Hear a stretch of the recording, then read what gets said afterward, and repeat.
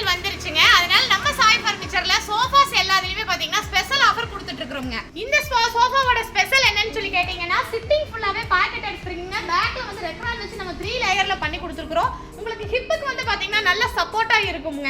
இதுல உட்காந்தீங்க அப்படின்னா நல்லா தலை வரைக்கும் சாயலாம்ங்க. ரொம்ப கம்ஃபர்டபுளா இருக்குங்க.